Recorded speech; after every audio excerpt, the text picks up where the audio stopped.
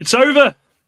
It's officially over. Marcus Rashford has time. As time comes to all of us, your time is up at Manchester United. But first,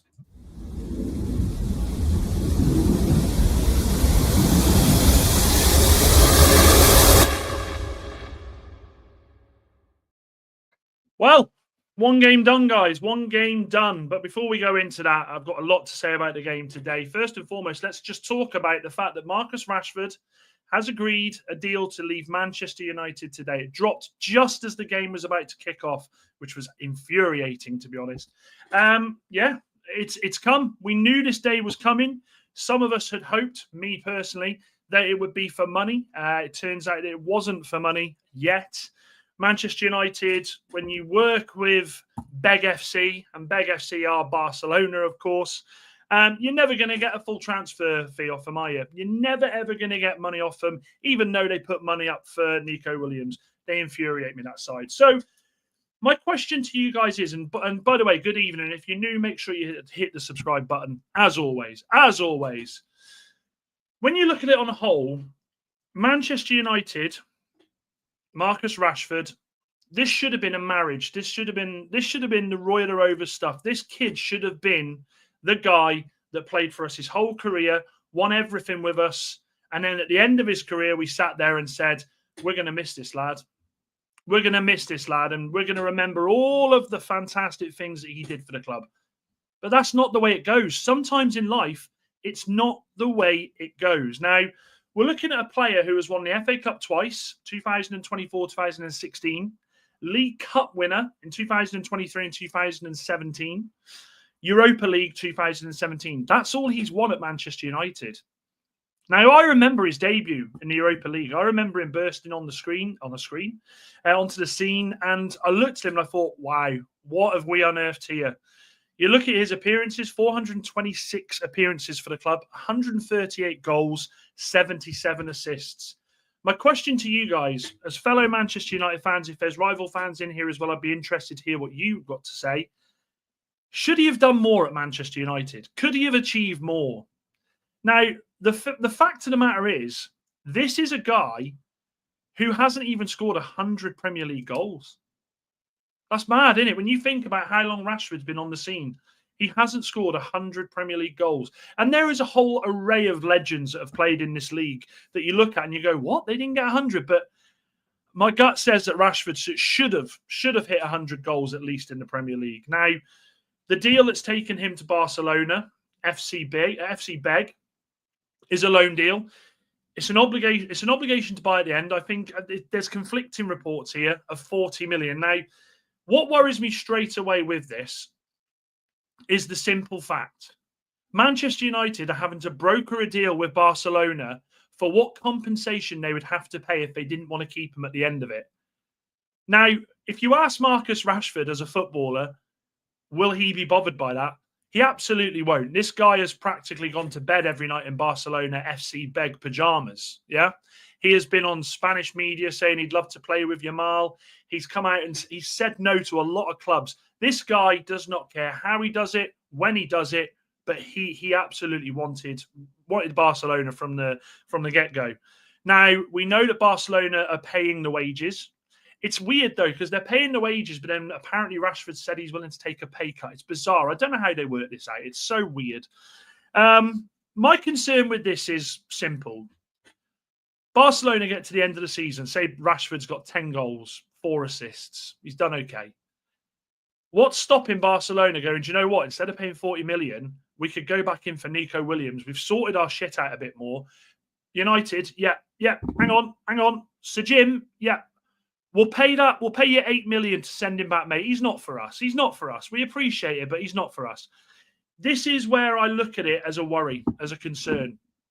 It's a concern. We saw it happen with Sancho. I could easily see it happening with Rashford. Now, Rashford could absolutely go to Barcelona and he could hit the ground running. Look, Antony went there for Betis, looked decent. Rashford's a better player than Antony. Rashford, hands down, is a better player than Antony. But again, there's going to be that same worry for me that Rashford goes there, does okay, and gets sent back. Now, We know that the wages side of it is going to help Manchester United massively. I mean, Ben says they're 17 million on wages this season. That is just incredible. That is absolutely incredible. This is it now where we see Manchester United. Like I said to you on Sunday last week, I should get a t-shirt saying that. It's going to ramp up. I think this will have a ripple effect. We said the first domino was obviously Brian. That's fallen. Rashford's now going out of the club. I think we'll see more. But guys, I want to ask you, is there a sense of sorrow for any of you that Rashford's leaving the club? Because as much as I've been his biggest critique sometimes, he should have been a legend for this club. He doesn't go down as a legend for me. I don't look at that player. I don't look at those stats and go, we've lost a good one here. Let's say hello to a few of you people anyway first. So Ben says, good evening all. Mustafa, hope you are well. And good luck, Marcus. Go smash it with your mouth. See, no hate there. Salam says, wahoo, Rashford going. Yep, it's good news. It's great news. Steve-O, hope you're well again, my friend. Good evening, Dan, and good evening, guys. No fears, we said there, 17 million saved on his wages this season. Mustafa says, the fan base hate Rashford. Don't know why so much hate in his decision. I don't hate him. I don't hate him. I think his time at Manchester United was up maybe 18 months ago, though. He just hasn't done it for me. As a fan, watching, I've seen some greats play for this club.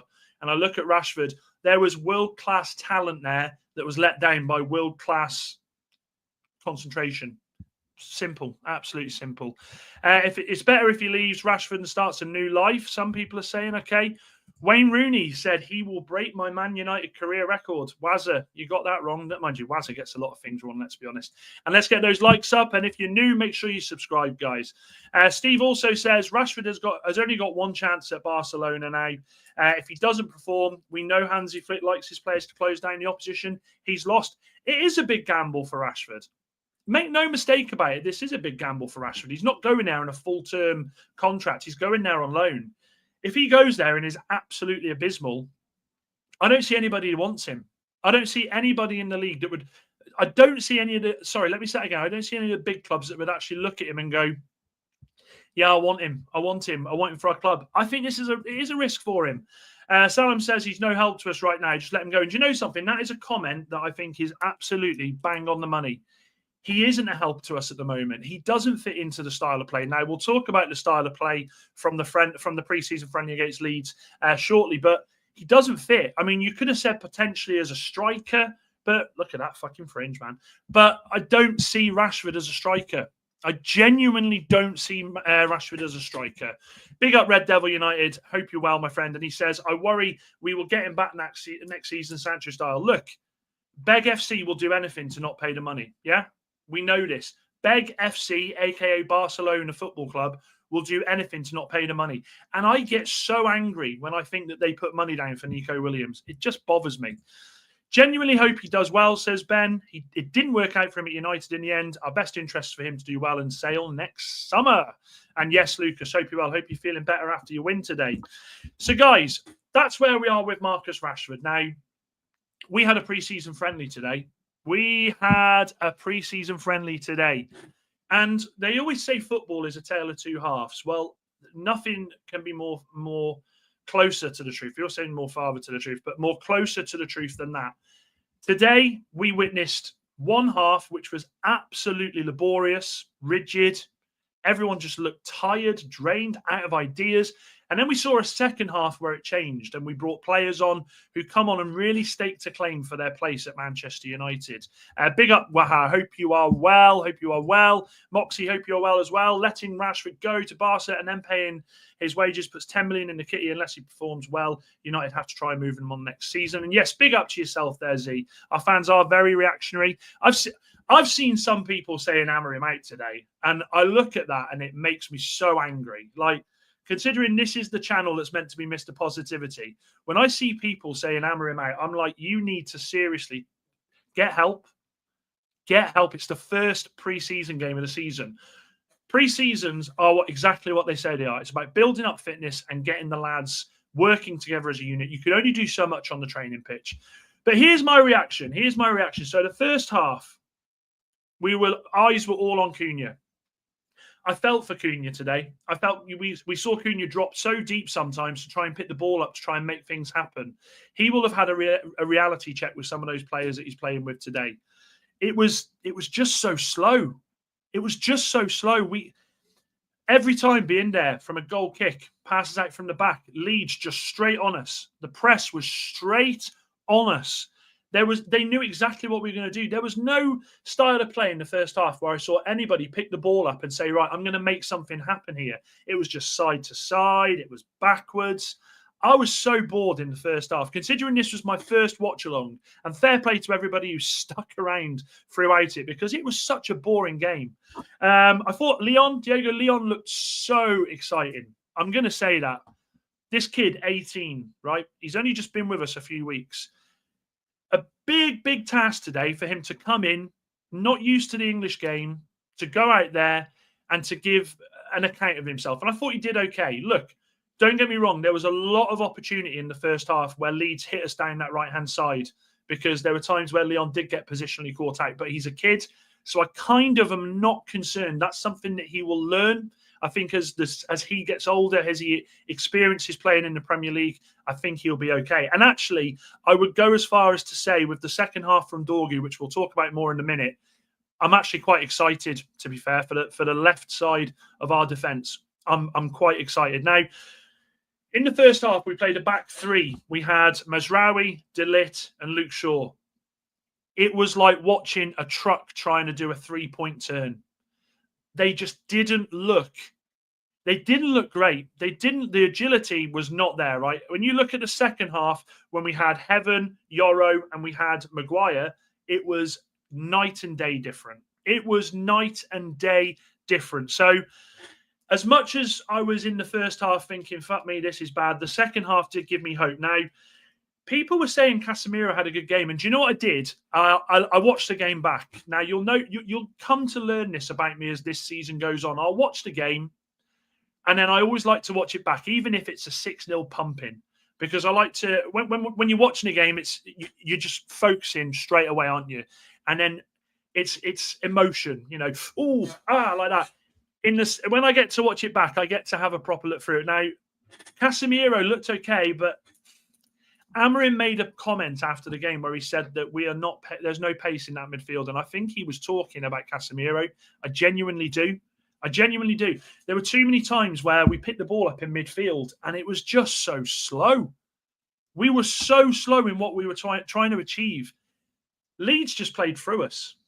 They just played through us. Like, they had the wing attack, but the midfield, they knew a couple of passes and they were away. So there are question marks to be asked on what we do with that midfield going into the Premier League season. Because look, Bruno started as a number 10. Then he dropped back into central midfield. We saw Ahmed start at right wing back. He moved into the 10, with Collier then going out onto the right. It was a bit higgledy-piggledy. What other notes have I got? So, yeah, and this is the other thing as well. Binder, if you had any doubts whether Binder was a good goalkeeper, today should have absolutely proved the opposite. He was abysmal. He flapped about 3 or 4 times, come out, and was all over the place trying to sort stuff out.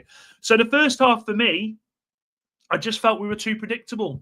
From the goal kicks, too rigid, balls through the midfield, so laboured. There were moments of magic. We had about a 10-minute spell towards the end of the half where Chida Obi, by the way, I thought Chida Obi did okay.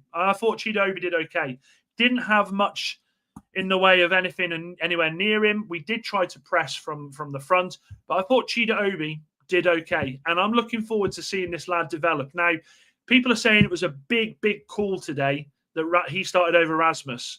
Was it all part of the plan? I'm not so sure. But I did enjoy the moments we got of Chida Obi today. Should have scored, to be honest. He had that one header, and he had that one moment, and I think Z's alluding to this, that one moment where he collects the ball, spins, and hits it with his left. Cunha was there to do their bits. Look at this. Not Brett May. United a poo. Okay, come on. I need something else than that, not Brett May, okay? It's very easy to go to poo signs, and I appreciate it, but it's not going to tell us anything. So, come on, do better than that. You're better than that. Let's go through some of these comments. Z says Newcastle lost 4-0 to fucking hell. Newcastle looked abysmal. Newcastle, I genuinely don't know what's happened in the last 2 weeks. They have gone from being a club full of excitement to, I mean, they left out Isak today. How comes out and says it's because of the transfer rumours? Newcastle have got stuff to sort out. Moxie says anyone saying Amorim out basically after a warm-up game is honestly a clown. I agree with that. Absolutely agree with that. And I'm looking forward to seeing a more solid first team starting 11 in the US. Let's not forget, Brian will be there for the first game. So I'm excited to see how that characteristic will work with him and Cunha. It's going to be interesting. Mustafa says Leon was good, but Dorgu was excellent. I couldn't agree more. Steve says thought Bruno would start as a 10, but I think he played Collier there at one point. Collier played in like 3 positions today. At one point he started centre mid, then he was in the 10, then he was right wing back. I feel for Collier. I do feel for Collier, and there you go, Z saying Dorgu looked good. Steve also saying that preseason is about fitness, and Liam, I will agree with that, mate. I will. I just feel like we need to be seeing something, and the first half wasn't the best. Z says being there is utter terrible, worse than Anna too. Yeah, well, I think look, being there will be gone. I don't see being there staying. Michael says, if Mbeumo played today, I think we'd have won. Glad Rashford is on his way out. Now let's get a striker and a centre mid. There'll be more on that in a bit, guys. Absolutely more in a bit. He did okay, but should have let. I think we've gone through that. And Ben says, I didn't get a chance to watch it today, but heard Heaton made a few great saves. Heaton in the second half, rolling back the years to his Burnley days. If you remember him at Burnley, absolutely brilliant. Kept us in the game. What's your thoughts on the link with Hjulmand from Sporting? Release clause is around 70, but rumoured they'll take about 50.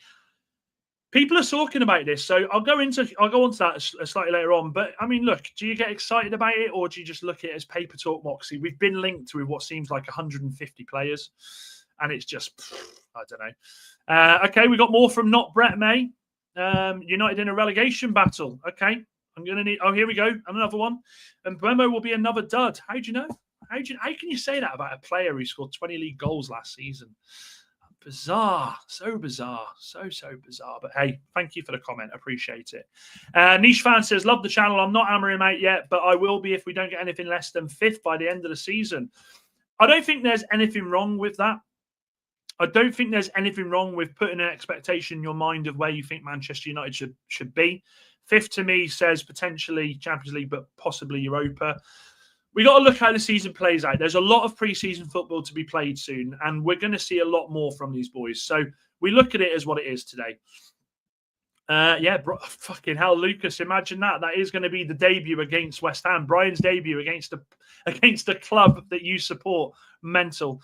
Liam says, I'm too busy drinking, so I'm probably not going to remember much, especially my local team, Dulwich Hamlet, losing 3-0 against Farnham. Commiserations, Liam. I apologise, mate. Go full strength. Yeah, we will go full strength against West Ham. I fully agree.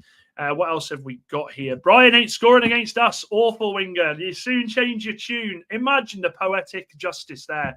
You've been a part of this channel, Lucas, from day one, and he comes on and scores. Oh, Christ, I feel sorry for you if that happens. Jordan, welcome, mate, says Rashford leaving is the greatest needs that we could have had after Brian. Lucas, hopefully him and Cunha will score. Okay, interesting with Amorim link, but think there are better options for the price, Dan. Rios, by the looks of it, guys, I'm gonna tell you some sad news here. It looks like Richard Rios is off to Benfica. They're close to sorting that deal out. That for me is an absolute travesty. £26 million. How different would Manchester United have looked today with a Richard Rios lining up in that midfield? Energy, pisses me off. But anyway, let's get on to the second half. So the second half, it was a funny one because we saw the defence change. So we had, as I said, Lenny Yoro, Maguire. And by the way, guys, anyone panicking about Maguire, it was always the plan to give him 30 minutes. We don't have to worry. It wasn't an injury. And Aidan Heaven. Now, straight away with that back three, I thought we were more mobile. You saw Maguire and Yoro stepping up. Yoro, by the way, today, when I watched it back and had a look, Yoro was fantastic at picking that ball up, and those pings he was playing over to Dorgu was absolutely fantastic. I genuinely didn't have a problem with Yoro. We forget how old Yoro is. We forget he's, 20? 19, 20? This kid stepped up today like he played for us for the last 10 years. I thought he was class. I thought he was absolutely class today. We were more forward thinking. I thought we were hitting the wings completely so much better. Dalot pushing forward. Now, Dalot was at fault. Dalot nearly cost us because Dalot played that stupid ball that allowed them to go down. And then Tom Heaton, obviously, with some class saves today. And Aiden Heaven again. Aiden Heaven. People forget we paid so little for this lad. He has got bags of potential. I am so excited at the fact that Manchester United have Aiden Heaven and Lenny Yoro to grow up and to push into this team. I think Hayden will get more football this season than most people realise. Because when I watched him in the second half, I thought he was better than Luke Shaw. Like, if I'm Luke Shaw after watching Aiden Heaven in the second half, I'm thinking, well, I'm fucked at left wing back and I'm fucked at centre back. Molly, mate, I'm coming to yours New Year's Eve again. I need to talk to you because I'm not getting anywhere near this United side. Honestly, I feel like times are changing at Manchester United. I feel like times are changing with the players that we're bringing into this squad. Are we at a finished product? We're nowhere near the finished product. Let me go through some of these comments before I finish about the second half. So we have got... Moxie's put Brett in a timeout, just spamming for clickbait. Yeah, fair, no problem. Can we get Belaber? Yeah, we can. We absolutely can, Z, but we'd need 80 million at a minimum. Belaber's quality, but we have not got the money for that. No chance have we got the money for that. Steve, hope you're well, my friend, says, I can't believe how far Rashford has fallen. I loved him a few seasons ago. Absolutely. I mean, look, if you're Rashford, you've got to be looking in the mirror and gone, what has happened here? What has happened? He'll have an eye on the World Cup. Question is, and chat, answer this, and if you're new, make sure you subscribe. Does Rashford have a better chance of getting to the World Cup playing for Barcelona? Is Thomas Tuchel the type that will look and go, he's playing for Barcelona, so I'll pick him? Answers on a postcard. Answers on a postcard. Ben J. Today we're monitoring Indeedy. That is, I feel like that is a break glass in case of emergency sign-in. I think if we went for Indeedy, it would probably be because every other midfielder we've looked at, we can't get hold of. That could potentially be the sort of deadline day deal we're looking at. Z says, Amorim stated he needs one more defender, by the way, and we need midfield. We absolutely need midfielders. Wahaha says, Rios should replace Bruno. Do you know something? I'll tell you something here. I wasn't impressed with Bruno today, guys. And actually, today made me worry a little bit about Bruno. I know it's the first game back, but I didn't feel he played well at all.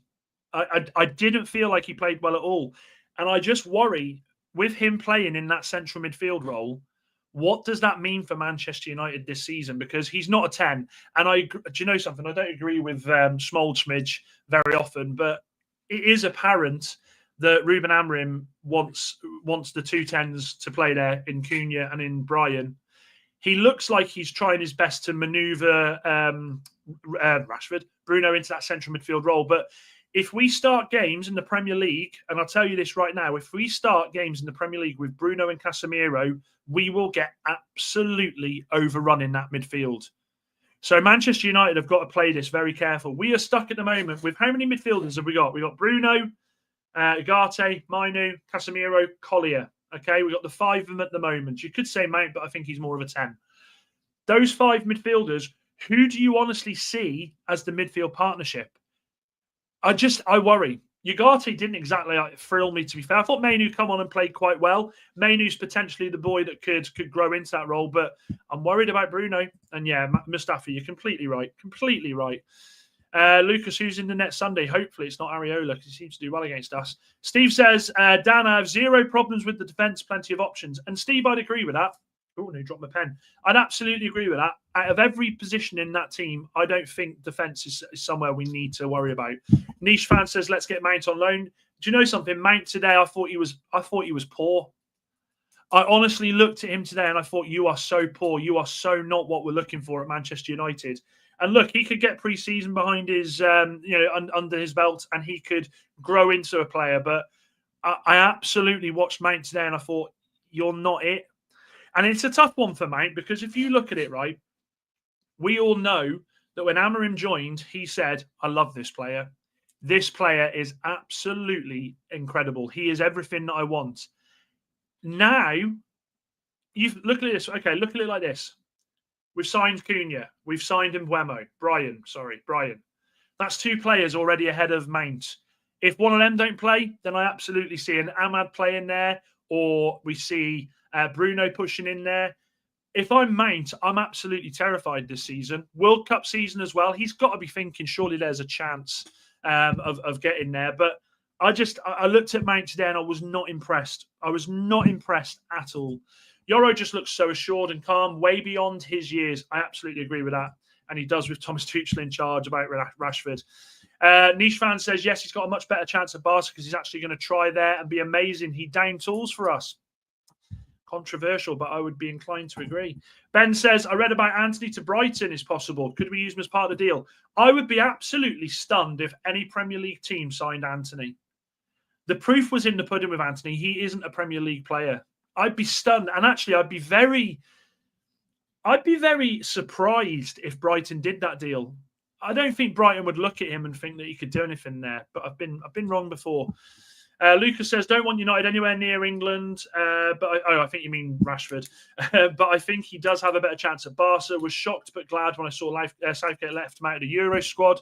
Not that Foden did any better. Well, Foden's a conversation for another time. Steve says, Bruno doesn't have the speed as a 10 and not disciplined as an 8. It's a good call about the speed. It is, considering the way that you look at Amorim, the way he wants to play the 2 10s that would be pressing and pulling the team apart. Bruno's not that player, is he? Niche fan says, completely agree. Bruno Casemiro in the midfield is a complete disaster. If Amorim can't see that, sack him as it's obvious. Yikes, Lucas, you want fucking all our players. You want all our players on loan, honestly. Grealish should be good for... I think Grealish should do well at West Ham. Moxie says, I've always been slightly worried about Bruno dropping into the 6-8 pivot. If he's going to play there, then we need a proper CDM with him there and must have the legs and the energy to cover. Let's not forget, folks, Bruno Fernandes is 31, okay? He's hit his prime already. He's hit his prime, and it's now this sort of time that they start to decline.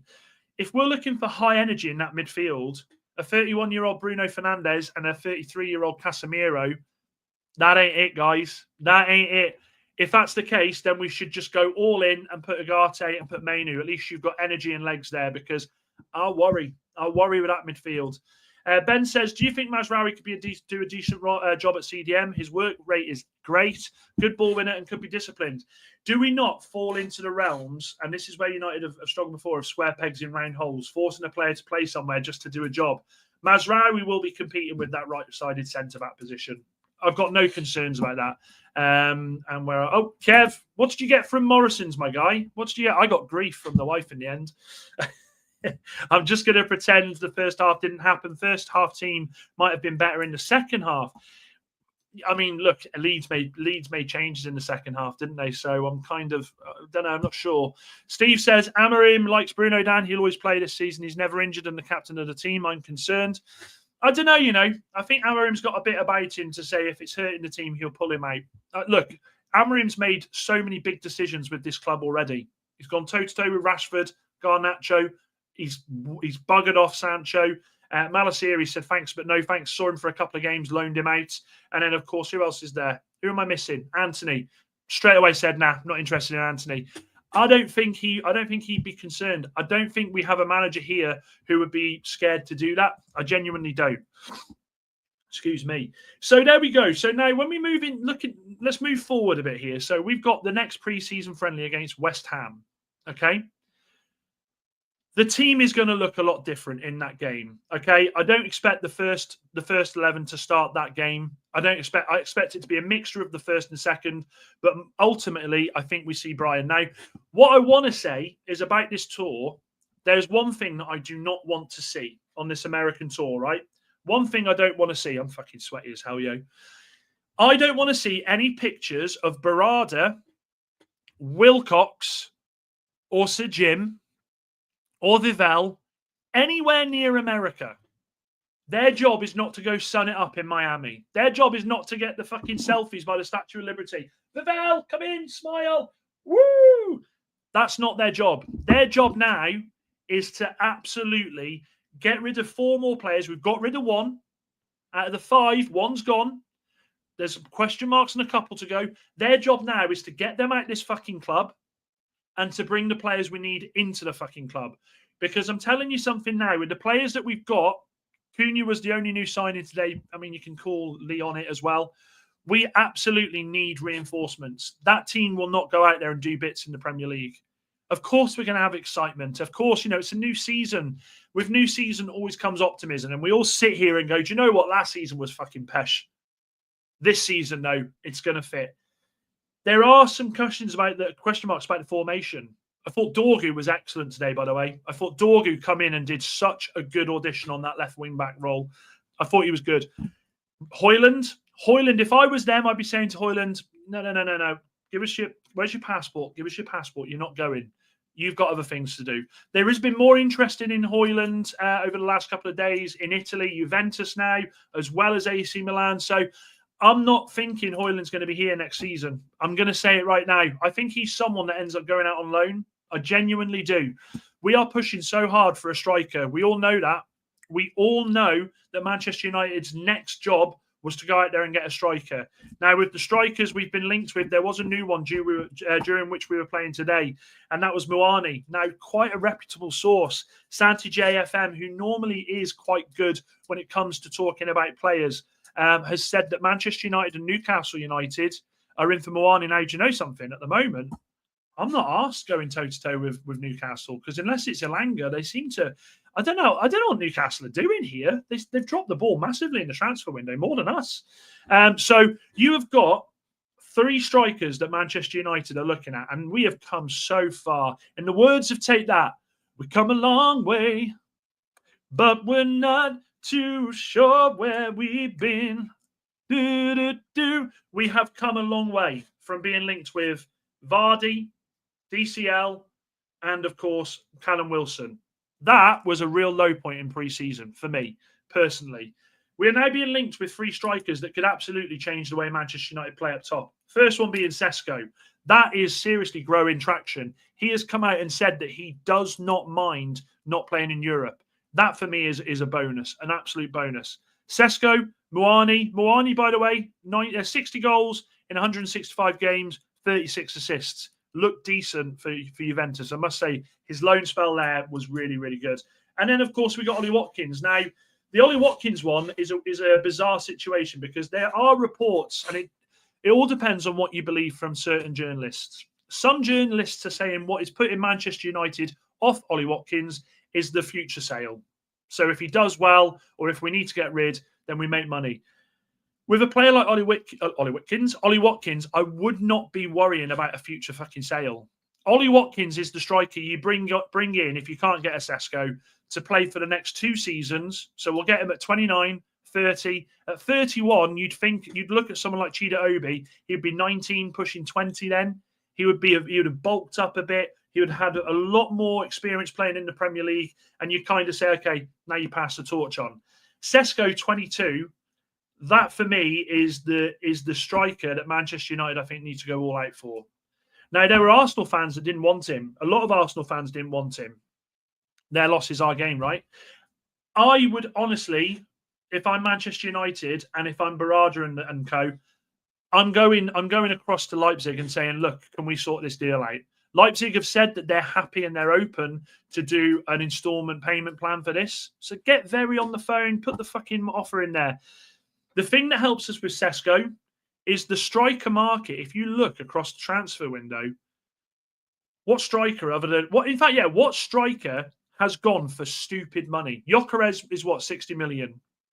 Osimhen, when he finally goes, will be what, 65 million, maybe less.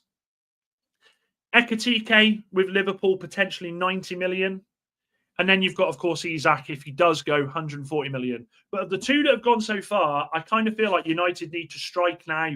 If they want to get a Sesko in, go out there now. Go all out for him and bring him in. Because I looked at the game today and I watched it back and I thought Sesko would have definitely been better up top there for us. Sesko would have offered us more. This guy likes to take players on. This guy likes to go out there and do something that Højlund doesn't, which is have a fucking shot on goal. Yeah? Let's go through some of these comments. I'm sorry, I've missed a few of these. Let me have a look. Mince and Rum from Morrison's. I hope that wasn't together. fucking love rum. Meaning not a bit more concerned than I was before the game. Okay, I'm not concerned. There were 2 random 11s. I see what you mean now. That's fine. Ben says, we turned down the chance of 100 million for Bruno this summer. Realistically, how much do you think we could get for him next summer, age 32? I think Saudi clubs would still be interested. It wouldn't surprise me if a Saudi club come in for him next summer at 60 million. It wouldn't. Look, they're still paying Cristiano Ronaldo a fucking fortune, and he's 40. So I wouldn't be overly bothered about that. Completely agree, but bad news. You're definitely going to be seeing those picks. It's almost a given. Yeah, I think so too. They'll be there doing all the interviews, fucking sunning it up, and yeah. Hang on a minute. Where are you, Barada, sun cream. I'm about to do an interview on Sky Sports. Get the sun cream. Right. Okay, I'm ready. Yep. What do you mean I shouldn't be here? I should be back in Manchester sorting transfers out. Fuck no. Have you seen Ron Miami Beach? That's how I see it playing out, and it fucking terrifies me. Ben also says Leon signing could give Dorgu the kick up the arse he needed. Is not guaranteed to be a starter anymore. I don't think Dorgu needs that. I think Dorgu absolutely, benefited from us not having a player playing there last season. But I don't think Dorgu ever sort of played like he just knew he was going to be starting. I didn't mind Dorgu last season. There were a lot of people that said he wasn't up to scratch. I don't think he was that bad. I don't think he was that bad at all. I think Leon now and Dorgu, what are they? 18 and 20, 21?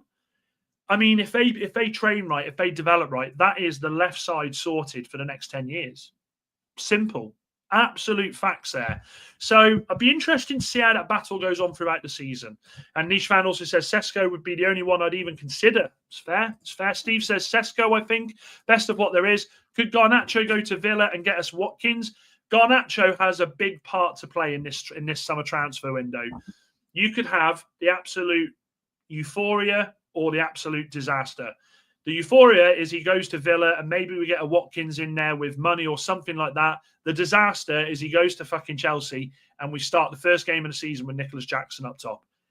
It's conflicting. There's 2 ways that we can look at it. But again, like I said, Alejandro Garnacho absolutely has a big part to play in this summer transfer window.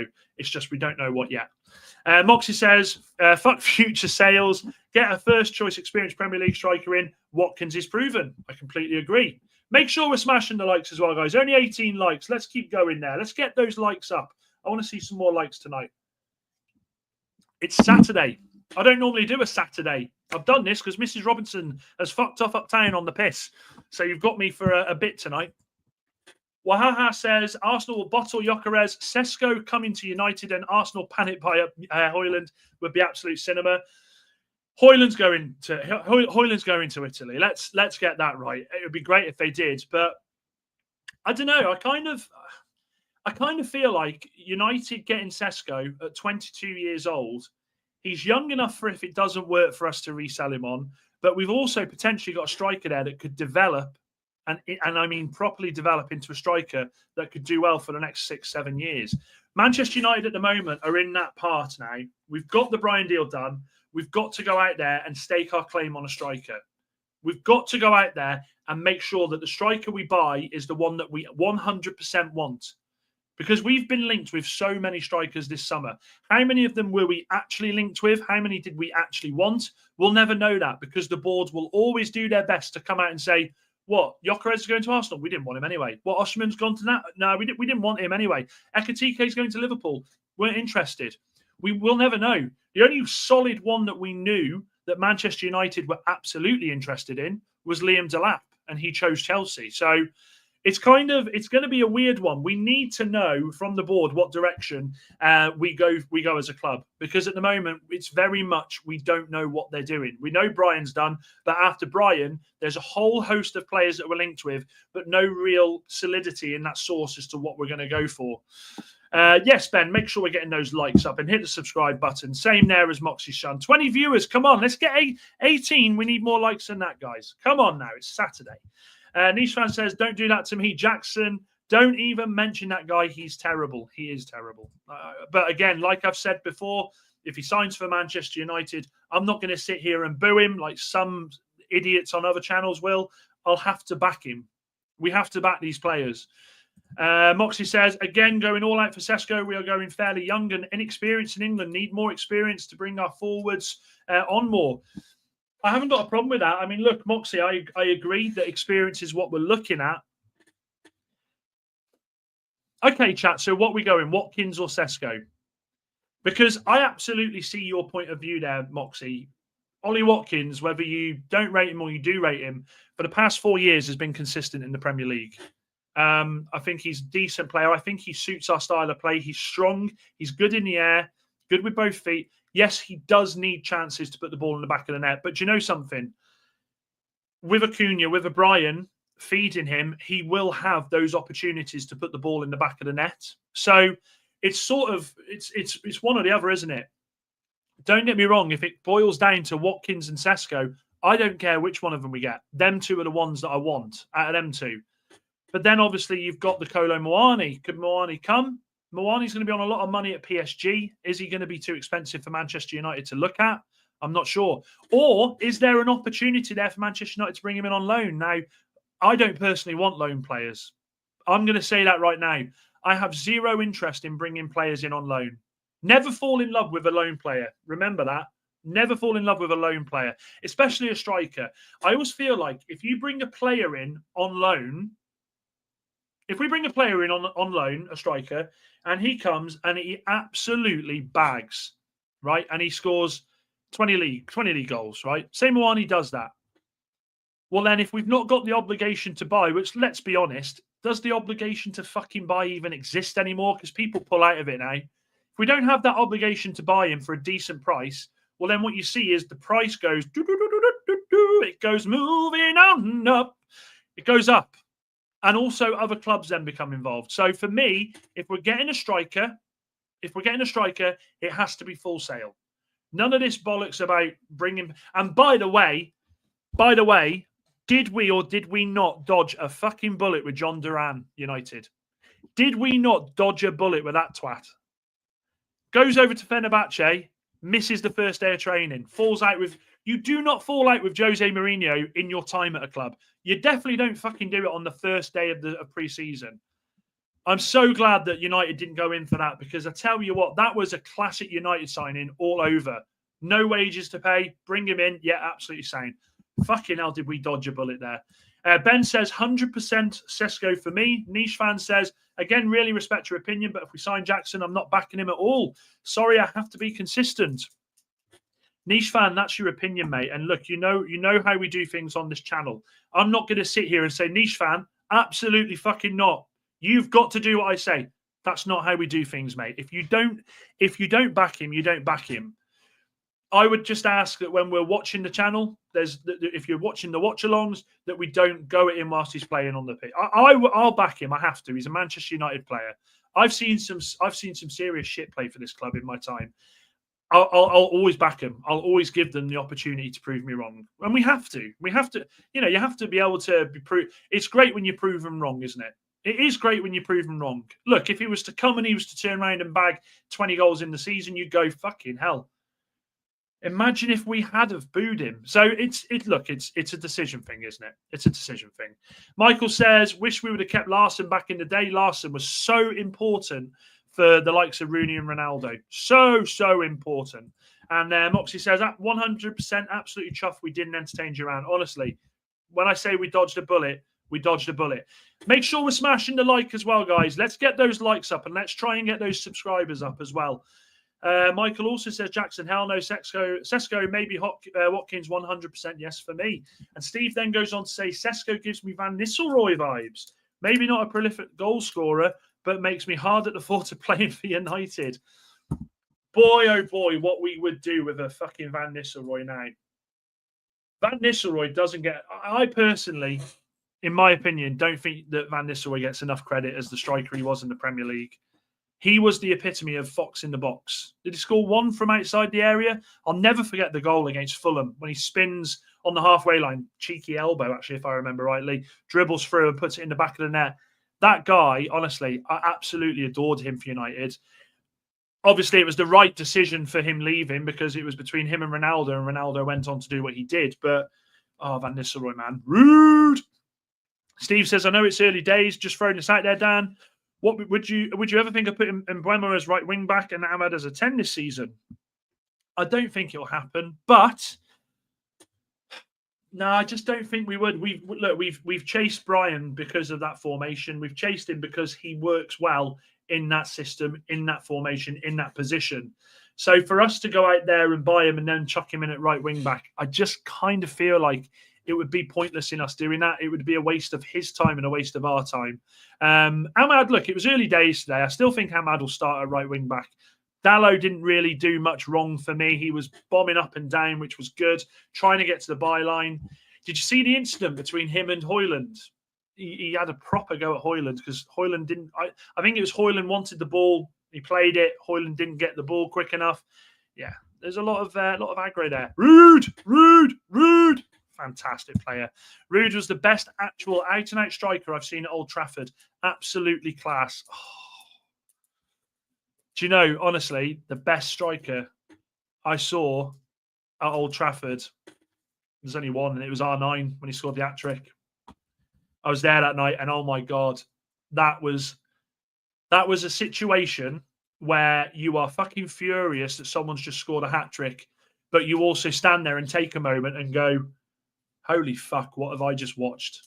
R9, man, without the fucking injuries, R9 would have broke everything. He was just, I loved, honestly, growing up, everyone worshipped R9. That game for Real Madrid, it was the game that Beckham obviously had the chat with Zizou after the game. I don't know if you've seen the Beckham the Beckham interview where he said that Zizou come up at the end of the game and said, you come and play for Madrid. And if I remember rightly, chat, back me up here, didn't Beckham start on the bench in that game and they played Ollie on wide right? I'm pretty sure this was deep into the situation where Sir Alex Ferguson and Beckham were at each other's throats all the time. And they play, I think they started Beckham and he come off the bench and scored. Yeah, of course he was. Of course he was. Yeah, he was. Beckham. I'm sure Beckham was on the bench. Yeah, he was. He definitely was. Niche fan says mental players like Gyökeres didn't want to come to the biggest club in the world and would pick Arsenal instead. Yeah, but Niche fan, I mean, look, you'd have to say at the moment, Arsenal are light years ahead of where we are. Look, they get bantered all the time, but the last 3 years, they've been second. United, the last 3 years, what have we been? Fourth? No. Fourth. No, was it third? Third, eighth, and then was it 15th last season? So I'd much rather be in Arsenal's position at the moment. They just need to find a way to play with Gyökeres. And yeah, Wahaha says that's one of the best games ever. It absolutely was one of the best games ever. And Ben McLean, that was completely right. Honestly, man, that broke my heart. I knew after that game, by the way, when he didn't start Beckham in one of our biggest games of the season in the Champions League against Real Madrid, I knew that Bex was gone. Moxie says there's been better forwards for us, but as a box player, old-fashioned forward, I was also at the R9 game and was one of the many that clapped him off after his hat-trick. Moxie, he was incredible, wasn't he? And do you remember, because you were in the stadium, do you remember what he was like off the ball as well? Off the ball, he was just fucking hell. Just unreal. They don't make strikers like that anymore. They genuinely don't make strikers like that anymore. So, guys, the other bit of news today is that Sancho, again, we don't know how true this is, but is very, very close. Let me check on Twitter as well. Let's make sure that we don't miss anything. But Sancho is very close to leaving Manchester United. It is looking like it is between Juventus. Some people are saying, okay, hang on a minute. There is an update. Okay, so there's two updates. We've got two updates here that have just broken. Sources, might be okay. But the first one is that Inter Milan have contacted Manchester United to express interest in hijacking Juventus, potential move for Sancho. And the other one is that United have now identified John Victor as their top goalkeeper target and are currently in talks with his representative. The club is expected to make a formal offer to Botafogo in the coming days. To bypass negotiations, United must pay 5.9 million release clause up front. Okay, that changes things. So Manchester United looking likely now that they are going in for John Victor. Now, there was news, obviously, that we were looking. Let me just bring that up a second. Let me share the screen and bring it up. It's coming out all over now, actually. There's loads of people saying it. Let me bring this up. Let me share the screen for you guys. Let me share the screen for you. Here we go. We're going to share. Right. So let me just zoom in a little bit for you. John Victor. There we go. So there we go. Now, hang on. I'll zoom in a bit more so you can see a little bit there. Goal BR and Fer Fernandez are the links. Now, Fer Fernandez, not great followers there. Goal BR, okay, slightly. So Brazil, that's coming from Brazil, which would make sense because he is Brazilian. How do we feel about that? United fans? That news is just broke just now. Manchester United looking now to pay the difference, play the release clause to get him to Manchester United as soon as possible. I'm not asked about this. I'm going to be honest. If we're not getting Emi Martinez, then I'm really not bothered. Let me just bring that up a bit bigger for you.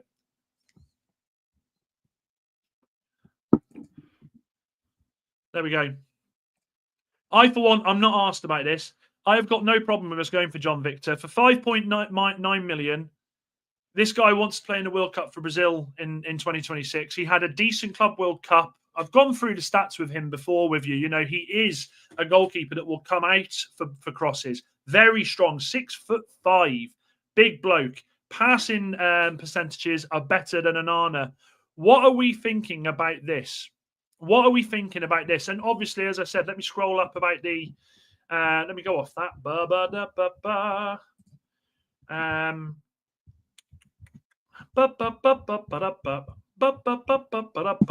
So TBR Football are saying, it's not really a big source, Inter have contacted. Let me just search Jadon Sancho there. Hang on a minute. Sancho. Let's put Inter. Let's see if there's any more coming up there.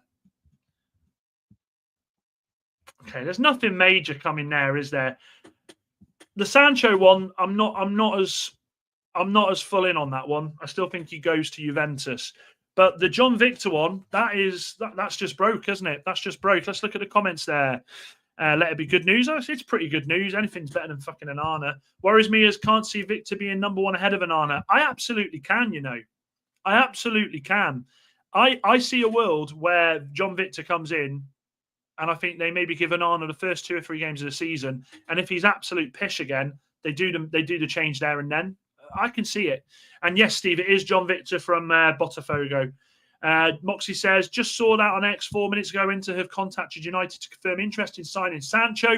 I really hope so, because earlier it said Juve had agreed a 15 million deal. So hopefully it at least pushes the fees up. Should do a big boy move and get all blacked out of that. Oh, wow. Honestly, we ain't got the money for that, have we? I mean, he costs too much, I think. Do you know what, though? In what world does Edison leave Man City for 3 million? That's a joke, that is. That's a joke. But yeah, I absolutely agree with Moxie here with what he says. We would welcome Inter, if it's true, coming in at this late stage to try and sign Sancho, because it helps Manchester United with the money side of it.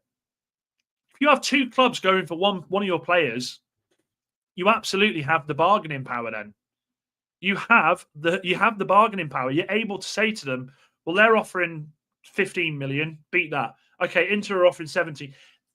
Just try and get as much as you can Manchester United for Jadon Sancho. Because Jadon Sancho at the moment is sat on his arse doing fuck all. He's sat playing FIFA at the moment. I guarantee it. What are we on? 5 to 10. Yeah, he'll be sat there playing FIFA, or he'll be out with his mates. I think that's a positive if it's true. If it's true. The sources aren't great for me. I'm going to be honest with you. I can't lie. Let me just have a look and see if any of the big boys are saying it. Ben Jacobs. Let's go for Ben. Ben Jacobs. Nope. He's just talking about... Oh, hang on a minute. No. That's fine. No, let me see if Fab's saying anything about it. Fabriziola. No. Okay, so there's nothing coming out massively about it yet. But either way, it definitely changes the dynamics of what Manchester United are going to do this season. I feel like now we're going off on tour. This gives the proper people who actually do all the decisions behind the scenes the chance now to sort out the mess of these 4 players, potentially 5 if you're going to bring Højlund into it. Because, like I said before, Højlund is treading on thin ice. If we bring another striker in, I think Xerxes goes ahead of him in the striker range, and I think we would be more inclined to use Chida Obi as our 3rd striker. In that sense, Rasmus has a decision made for himself because it is World Cup season. So there's plenty of stuff going on here. There's plenty of if, buts, and maybes. There's no absolutes at the moment. Manchester United need absolutes. Forget about the fucking maybes. Forget about some people coming on Twitter and going, "We could do this, but we need something solidified here." I feel awful about it. We need a decent goalkeeper. I want De Gea back. Well, De Gea will be back. Breaking news: De Gea is coming back for a pre-season friendly for Fiorentina. I really hope he gets the send-off that he deserved before he left us. I've said this so many times, guys. I fucked up with De Gea because I said that he should go. I said that he wasn't the keeper that we needed. I got it wrong. And we do get it wrong. People do get it wrong. That goalkeeper, you realise just how good we were because of one player. You talk about being a one-man team.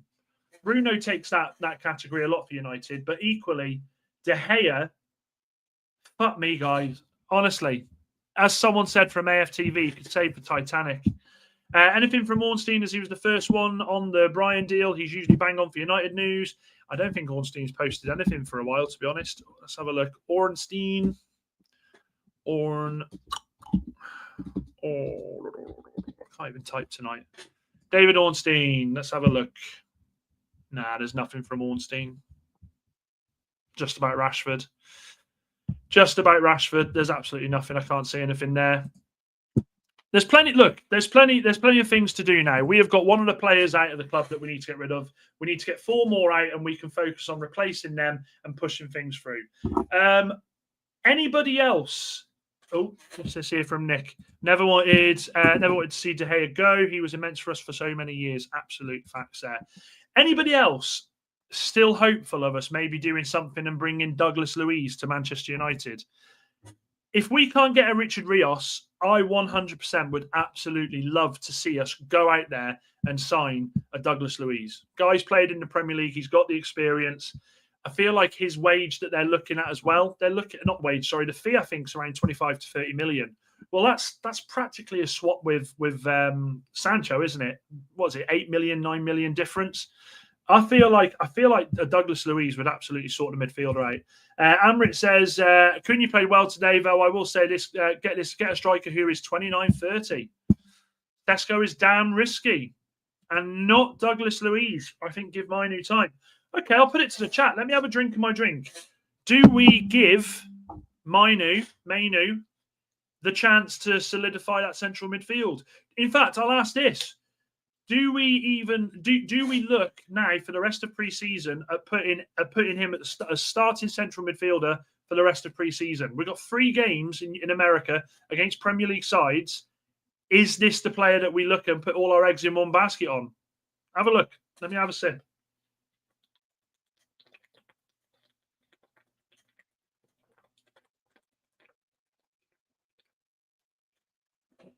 Oh, God, I needed that, man. I fucking needed that. Woo! Moxie says it's a must that any deal involving Garnacho, we must take fee for pure profit we'll get. Yeah, I can see that. I agree. Wahaha says not keen on Douglas myself. Nick says, are we even linked to Rios? Doesn't look like it anymore, Nick. I'll be honest with you, doesn't look like it anymore. We were linked with him last week, but it just seems like Benfica have stole the march now, and that's what they do. They're going to go in, they're going to get him. And the fucking annoying thing is, right, is Rios will probably have a decent season, and then next season be up for 50, 60 million. And then we'll probably spend the money on him. Absolute bollocks, innit? Ben says yes to Mainu. Steve says, are we saying bye to Collier? I think Collier goes on loan this season. I didn't see anything from him today. And do you know what with Toby Collier? I think people forget he's 21 already. I thought Collier was like 17, 18. I think he's had his opportunity. At 21, you would expect a player like that to be pushing and doing something better. I'm not so sure. I'm not so sure that Collier is the answer. I think Collier will go out on loan. I really do. I see Collier going to somewhere like Wolves on loan. I really do. Wolves or like a Bournemouth or something. Niche fan says, I'd love Douglas Luiz. We need to sell Sancho to make it happen now. Yeah, I completely agree with that. Subra says, I agree with Ben Ornstein is a classy journalist. No blah, blah, blah posts, just straight news and updates. And Amarit says, I see hunger in him. Mainu, according to me, went through way more than any United player, including Rashingana. He stayed silent. I agree with that. Mainu's dedication and attitude has been solid. When all this stuff has gone on with the players that want to leave, he's got his head down and just got on with it. He had a bad season last season with injuries, and he looked out of form whenever he played. He had a couple of decent games, but for me, didn't look anything like the midfielder that broke into this side. And Subra says, dear Dan, that wasn't a sip. It was a gob. I was thirsty, honestly. Me talking on my own for so long, it's hard to lubricate the throat there. That sounded wrong. Steve says, what about Kone, Dan? Substitute. Honestly, I was so annoyed we didn't see this lad come on today. I was so fucking annoyed that we didn't see Kone come on today. Make sure you smash a like on the video, guys, as well. And if you're new, subscribe to the channel. Kone not coming on today made me furious. When I watched it back, I thought, why could we not have brought him on for 10 minutes and given him a run? It worries me that throughout the course of pre-season, because I look at the midfielders that we've got, it worries me that he won't get a look in. And I absolutely feel like we need to give this lad minutes with the first team. I wasn't happy. Goat Father, hope you're well. Evening, Dan. How in the world of the club shipped Rashford to Barca? Thought they had no money. Do you know something, Goat Father? You make a good point there as well. The one thing I will praise the club for on this is I had a terrible feeling that Manchester United would keep hold of this guy until the 1st of September. And then it would be deadline day, Rashford day. And it would be all over the place of him getting on the plane to Barca, and we'd just get nothing. So the fact we've done it in the middle of July, I kind of feel like as much as we didn't get the money, I'm happy that we've got it done so quick. And it gives me hope for the other people leaving. Moxie says, agree, Douglas Luiz would be a good signing for me anyway. Good passer and energy is good. Sign John Victor too, and then see if we can offload Casemiro and Onana to Saudi. Does anyone think that Casemiro isn't completely safe? Because the comments after the game today that Amorim said, where he said we lacked pace in the midfield, I kind of feel like that was aimed at Casemiro. And of the two players in midfield that don't have the pace, it will be Casemiro and Bruno. The two of them, there's only one of them that will go, and that is Casemiro. Do we feel like Casemiro is still at risk of, before the end of this transfer window, being shipped out to Saudi? I know, obviously, he's come out and said he'll stay, but things happen, things change. I think we should keep an eye on Casemiro this summer. I think we should keep an eye on Casemiro. And I don't think it is, Nick. I think they've come out and said that they're not going to do that. He's not going to go there. I think it was brought out today that they're not going to do that. Amrit says, and get Emmy. He'll give us 2 good seasons again. That man has handled pressure even way before Man United. He is very safe. We know what he's going to give. He also gives backline a lot of confidence. I would disagree with that, Amrit. I actually think that he'd give us more than 2 seasons. Goalkeepers, remember, don't hit their peak until like early 30s, and then they stay on for another 3 or 4 years after that. So I feel like I think Emi Martinez would come in and give us 4 years at least. Mainu isn't the same anymore, says Niche Fan. It was a hard summer for him after the Euros. I think the problem was he played so much football in his first breakout season for us that he then went to the Euros, played a lot of football there, and then before you knew it, he was back at United and he was back in the team again. He didn't get the rest that he needed. And we forget that sometimes. We neglect younger players in that sense that we think, oh, they're young, they can run into the ground. If you run a player into the ground, they get injured, they lose form, they lose confidence, and essentially then you're chipping away at someone that you want to build to become the next big thing. I think, look, Mainu's got a big season ahead of him, and he's young enough to turn it around at Manchester United. 100%. Amrit says it's also Ten Hag's fault. Mainu is 18 and he needs time. Mainu's not 18. He's older than that now, isn't he? Sure. No, he's got to be older than that now. No, he's 20. I thought he was. Yeah, Mainu's 20, bud. Mainu's 20, Amrit. So he's still young though. Also, don't understand Ugarte. Ugarte is literally Liam. Ugarte is Marmite for Manchester United fans. Some people absolutely love him and think this is going to be the season he gets it right. Other fans want him out of the club. With Ugarte, I hate to do it. I hate to do this. I'm going to sit on the fence. I'm not willing to rate Ugarte on last season. Played for 3 different managers last season. I don't think we saw this guy have the chance to become the player that he could be. Okay, fair enough. Apologies, Amrit. Yeah, got that, Moxie. No problem. No problem. So I'm not going to sit here and slate Ugarte yet, because I feel like we can only truly slate Ugarte after this season. He's got to have this full season to see what he's about. I'm not willing to give up on him just yet. But then it depends on who we bring into the midfield as well. What else have we got? And there we go. I think you're just saying here. Is that about Mainu, Moxie? A lot of Mainu. I tell you what, our whole midfield, guys. Let's be honest. Our whole midfield. Everybody has a different opinion on each of them. There's nobody truly in that central midfield that you look at and you go, that's the guy that we can hang our hat on. Each and every one of those midfielders has got question marks. And that is a concern, because the midfield is your strongest part of your team. It is your engine. It is where everything comes through. And we have question marks already. So I kind of worry about the midfield. I can't lie. Ben says, yes, I could see Casemiro going. And Niche fan says, Amorim wants Bruno in the midfield. So, yep, Casemiro will have to go.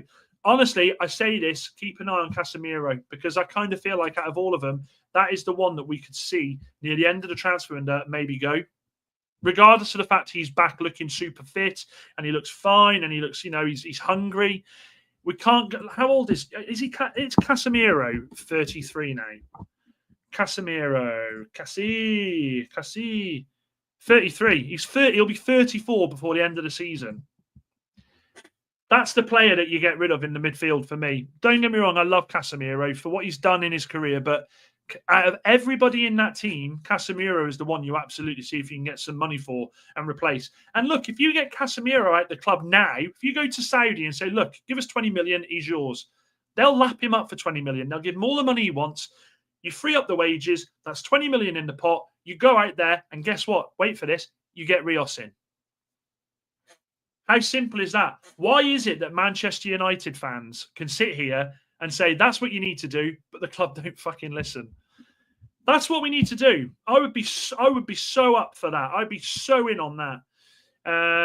What else have we got? Also, Dan, I thought Ugarte was supposed to be the engine in the midfield, but lacks simple passing. Can't see him with Bruno. Again, it's going to be interesting to see Ugarte in this pre-season. I'm going to do watch-alongs for all of the games. We're going to have some late nights, especially with work the next day. I might even try and book the days off after work. I don't know if I've left myself a bit short to do that. But I want to see what Ugarte does in these friendlies. Moxie says he means... Yeah, I did reply to that, Moxie. Nick says, I think Ugarte will come good for us this season. Okay, so someone on my level there. Amrit says, basically, what we got? So... Emmy goalkeeper, striker preferably 29-30. Sell Garner. I'm surprised that there's not a lot of talk for Anthony. There has been talk for Anthony, but do you know what the problem is? And this isn't Anthony's fault. I'm not going to sit here and blame Anthony at the moment. United have come out and said, because he did so well on loan, we're gonna up what we want to 50 million. Caramba. Do we want players out the fucking club? Or do we want to fucking hold them for ransom and end up getting nothing? What are we doing here? We've got a club that wants him that will probably pay 30 million. Just ship him out and get him off the wage, ship him out. Manchester, the club that never ceases to amaze. Ineos signed Ugarte, wasn't a Ten Hag favourite, and Amorim is struggling with him. There are reports that him and Amorim aren't as close as when he signed. When Amorim come in, everyone went, Amorim and Ugarte, Sporting Lisbon, fantastic. This is great news. But there have been so many conflicting reports that apparently Amorim and him don't see eye to eye as much as people would like to say. Can Amorim get enough out of Manu next season? Well, Red Devil United, Rich, I kind of feel like if I'm Amorim, I'm using Mainu as my project next season. This season coming, I think that he looks at. I think Amorim looks at Mainu and says, "You are my project. I am going to turn you into the midfield beast that I want you to be." He's young enough. Mainu will absolutely want to learn as well. He will want to learn. He is a sponge. So I think he needs to be the project. I genuinely do.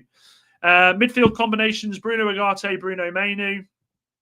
Honestly, I worry about that midfield. I genuinely do. And Ben, you're completely right. Big up yourself there. It's now or never to get money for Casemiro. It absolutely is. Make sure you hit the like as well, people. We got a few in the house now. Let's get those likes up. Niche fan says Brian is going to have to do way more running than he did at Brentford based on the fact we don't have a 9 or an effective midfielder. He's going to need to eat 5,000 calories a day. I eat 5,000 calories a day, and it doesn't do me any harm, honestly. I disagree with that, though. I disagree with that because you got to think about it. Brian was playing for a team last season that did have to run a lot.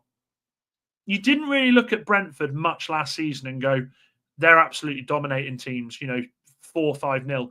He was part of a team that absolutely had to work through the phases, had to do tracking back to sort things out. I feel like that's why we've chased him, because this is a guy that will run himself into the ground. And obviously the 20 goals, they definitely help, Amrit says, why does the board not understand that Anthony was supposed to go for 3 million before Betis? Now they can get 30 million. They ain't graceful. Manchester United board. Look, they might surprise us all. Look at how quick the movement was on Rashford. This is what I'm talking about. I feel like Manchester United this summer they've got the absolute ability this summer to pull madnesses here. It wouldn't surprise me if we see certain things happen, like bang, Ben Jacobs, Fabrizio Romano. Here we go. Manchester United agree a fee with, I don't know, a fucking Watkins or with a Sesko. I think we've got that in us. I know that it was absolutely ridiculous with what happened with Brian and Brentford, but as I've said before, I kind of feel like we didn't go for any other players because we held firm on what we wanted to pay. Manchester United have got it in them to go out there exactly the same as getting rid of a player. I think we've got ability this season to pull madness. As I've said, Dorgu will definitely improve this season, and I think Ugarte will also be much improved. Played way too much and was thrown into the Premier League. Will have to learn a lot. Was burnt out the last 2 months. Moxie, you're absolutely right. He was knackered before the end of the season, and Red Devil's right as well. Amorim did sell him to PSG, but I mean, look, yeah, he did, but they did get a lot of. How much did Ugarte go to PSG for? Let me have a look. Ugarte to PSG. Chat, let me 60 million. 60 million. Fucking hell. That's mad, isn't it? Ugarte's over 110 million as a player. That's bonkers. That is bonkers. By the way, just imagine we signed Højlund for 71. Just imagine what we could have gotten for that. I think Højlund is still one of them. Chat, mods, let me know. Is he still is he in the top 10 of most expensive signings in the Prem? Or is he top 5 for strikers? I want to say it is. That is just haunting. And for me, Mainu is the test. I agree, Red Devil. Completely agree. We'll have to collab soon, Red Devil. Kev says, was watching a retro game on Sky last night. United versus Arsenal. Our central midfield was simple as butt and skulls. Honestly, those games, when you watch the Premier League years, do you remember the fucking battles between Manchester United and fucking Arsenal? They were absolute monsters. And then we have to watch today Bruno and fucking Casemiro limping around the pitch. Oh, it battles. It absolutely baffles me. Amrit says, I'm surprised they should have gotten 24. Yeah, absolutely. And I don't rate FTK, so I'm not asked about that. One. And yeah, Brentford are always high up in the distance yard for stats. Very hard working, so no fear with Brian for me too. Yeah, I agree. Absolutely agree. I think some valuations reflect PSR profit loss. Yeah, that's true. And yeah, don't forget to hit the like and subscribe if you are new. We are looking at a Potts raid as well. Potts, thank you very much for the raid. Guys, if you are new and coming from Potts' channel, we are talking about Manchester United and the Rashford transfer. I would love to hear your opinions. Is this good business for Manchester United? Also a Rory Jennings raid as well. Fantastic. I would like to hear if you think it is good business. Should Manchester United have held up and taken the money instead of going for a loan deal? Should they have said to Beg FC, which is Barcelona, that they wanted the money that they were going to pay for Nico Williams? Tell me what your thoughts are, and subscribe and like if you are new as well, my friends. Sounds good. Yeah, there we go. Absolutely, we'll do that with you. And only as Rasmus fee was classed as 72 million with add-ons. Well, look, there is a thing that people say, right? We've seen this with so many players in the Premier League. It's not the player's fault for the fee that they are paid for. And I take that with a grain of salt, because for me, as a Manchester United fan, if I'm a footballer, I don't care about the price tag. If anything, I'm going on that pitch to do the best I can do as a footballer. This bollocks about the price tag weighs heavy. Come on. Like, seriously, come on now. Come on now. Absolute nonsense. Absolute nonsense there. And that is definitely not true. Definitely not true. Nice try.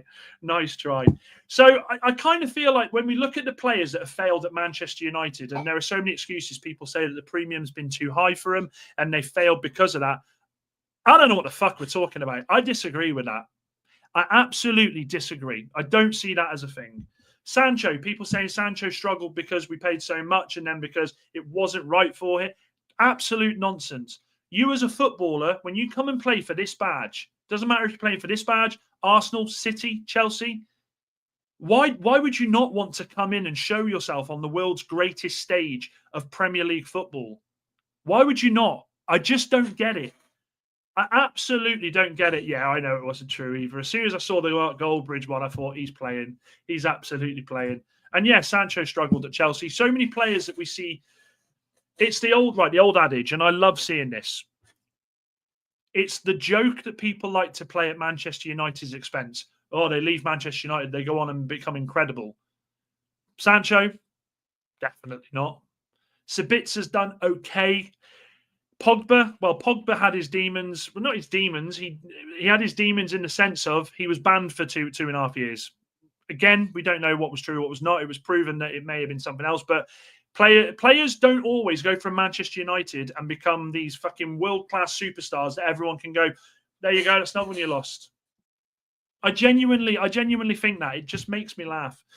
Sancho before United was honestly worthy of the price tag. He didn't suit the lifestyle. But Amrit, is that not like, I'm not calling you out here, I promise you I'm not, but didn't suit the lifestyle. Like, a player doesn't suit the lifestyle. What do we mean? Like, I can't get my head around that. I can't get my head around that. Didn't suit the lifestyle. Sancho is the position. Fair enough. I was going to say, because Sancho is a player that absolutely thinks he is Ballon d'Or-esque. He does. He believes in his own ability, and I've got no problem with that. I've got no problem with any player believing in their own ability. But Sancho from day dot, it just didn't work. And he's had other opportunities. He went to Borussia Dortmund, did okay there. He then went to Chelsea. I don't think he did great at Chelsea. Like, this guy has got to start not believing in his own hype. It's just not gone the way that he would want it as a football player. So I genuinely don't understand. Look, Sancho, I will be glad when this guy leaves Manchester United. As far as I'm concerned, I don't want him playing in the Premier League. I want him as far away from Manchester United, because if I have to watch that guy play against us and fucking score and then run up fucking doing the fucking this, break my fucking heart. Break my fucking heart. Kobe Mainoo was starting for England not too long ago. Is he being ruined by Amorim?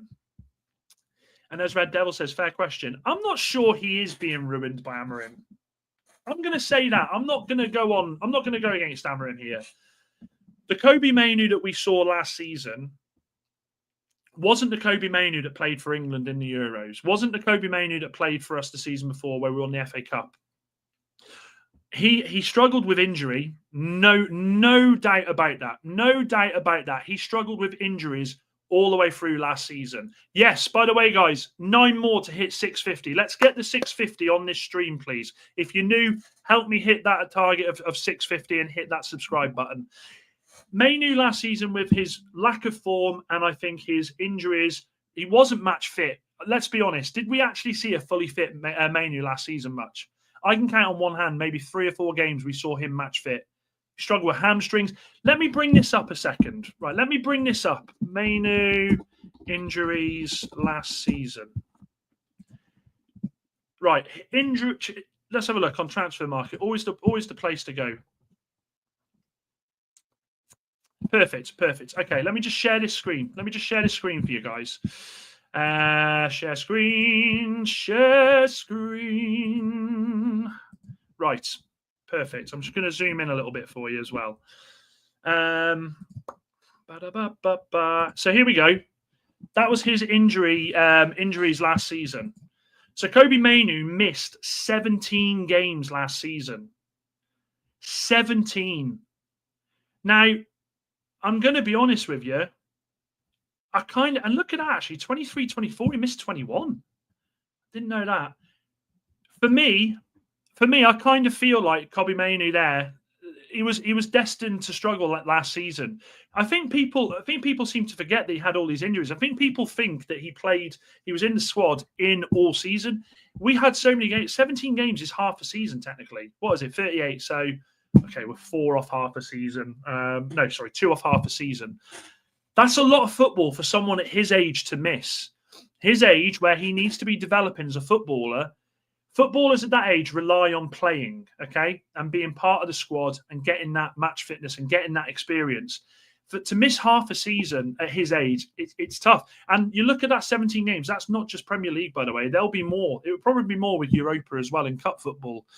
Sancho needs time, which isn't given in the Premier League. Fair. What Chelsea reminds me of is buying 200 lottery tickets and hoping that one turns out to be the winner. Yeah, but the thing is, Chelsea at the moment won 2 trophies in the last fucking 4 weeks. I can't slag them off. Jake, thank you very much, my friend. Good to have you on board. And yes, let's honestly, we're close to 650. Put me at 650 tonight, guys. It's been a fantastic start. We'll have done this a month on Monday, and we're smashing these subscribers. So please make sure you hit that button, smash a like on the video. Let's try and see if we can get there tonight. Mainoo has had his injuries, correct. The problem was the board believed in Sancho's hype.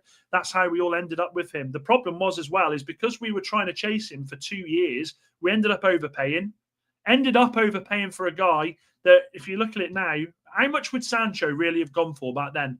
Would anybody have really gone for him for 90 million? Because I didn't see anyone like Madrid going in there. I didn't see City trying to go back in there for him. I didn't see Liverpool going in there for him. His attitude was appalling. Manchester United for too long have bought the wrong type of player. And I don't mean the wrong type of player in the formation or the fluidity in the team or even the position that they play. We have bought so many players with bad attitudes over the years. So many players that put themselves, the name on the back of the shirt instead of the badge on the front. Sancho was absolutely one of them players. See, he doesn't fit Amorim's system, but I trust Mainoo to suit his new position. Exactly. Sancho has just got too many issues. Attitude is so wrong for Manchester United. Great at Dortmund, but think that's where it ended into Marestin.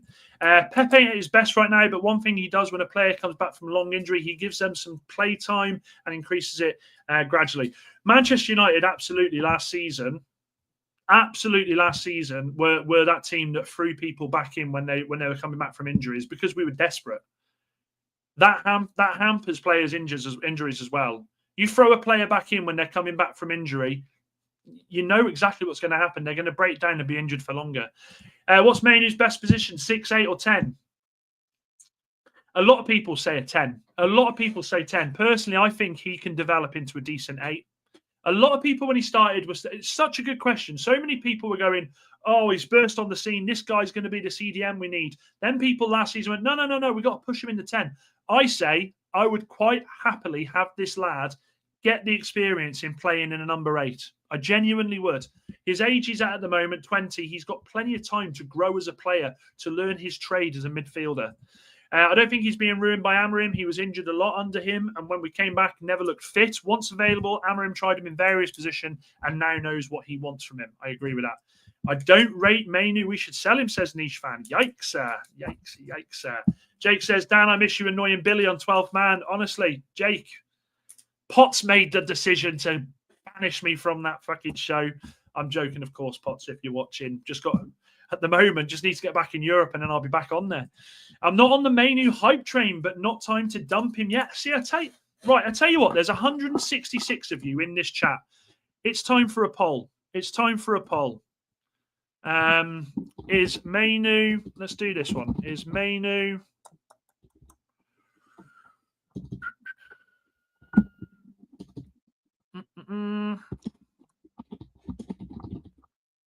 to succeed at United? Simple one. Simple question. Yes or no? Tell me what you guys think.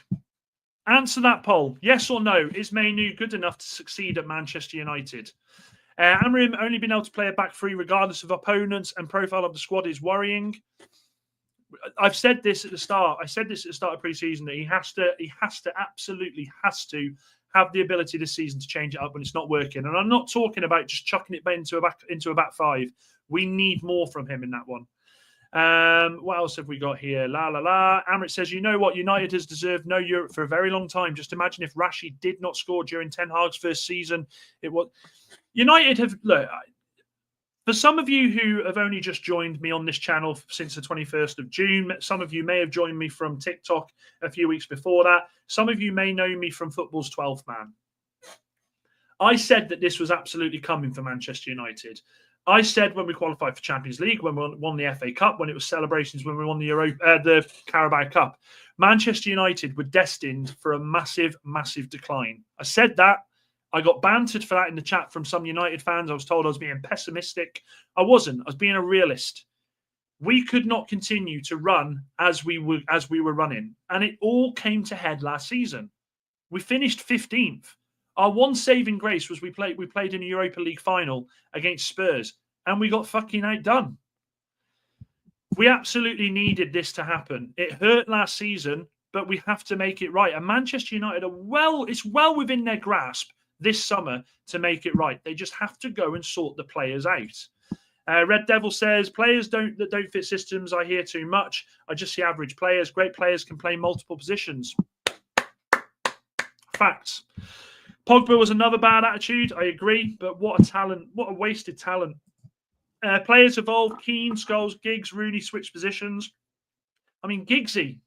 Who would have thought at the start of Giggs's career, that fucking winger that just burst past you, had nothing but pace, could finish the ball. Who would have thought he'd have ended up playing centre midfield for United? It's bonkers, isn't it? Great players do great things. I don't rate Mainu either. What has he done? He's won the FA Cup, Angel. Won the FA Cup. I think he was part of the squad that won the Carabao Cup as well. He's played in a Euros final as well. He's done okay. There's a lot of hate for Mainu. What's the votes looking like? Let's have a look at the votes. Okay, so 73% saying yes. Let's get those votes. Keep clicking those votes, people. There's a fair few in here still. I want to see your opinion on there. Select yes or no. It's simple as that. I'm not asking for much.